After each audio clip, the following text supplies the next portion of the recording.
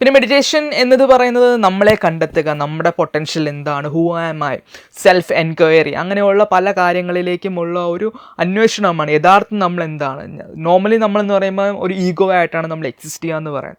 So ആ ഒരു ഈഗോയ്ക്കപ്പുറം എന്താണ് ഞാൻ, യഥാർത്ഥ എസെൻസ് എന്താണ്, ഹൂ ആം ഐ എന്നൊരു ക്വസ്റ്റ്യൻ്റെ ഒരു അന്വേഷണമാണ് ശരിക്കും മെഡിറ്റേഷൻ എന്ന് പറയുന്നത്. സോ ആ ഒരു അന്വേഷണത്തിൻ്റെ പുറമേ പോകുമ്പോൾ നമ്മൾ ഒരുപാട് ട്രാൻസ്ഫർമേഷൻ നമുക്ക് സംഭവിക്കും, നമ്മളൊരു ഹയർ തലത്തിലേക്ക് പോകും. അതുകൊണ്ടാണ് നമുക്കൊരു ഗ്രോത്ത് സംഭവിക്കുക എന്ന് പറയുന്നത്. ഒരു ഹ്യൂമൻ ഗ്രോത്ത്, മെഡിറ്റേഷനിലേക്ക് പ്രവേശിക്കുന്ന എല്ലാവർക്കും ഒരു ഹ്യൂമൻ ഗ്രോത്ത് സംഭവിക്കും. അതായത് മനുഷ്യന് ഇനിയും വളരാൻ സാധിക്കും. എങ്ങനെ വളരാൻ സാധിക്കും?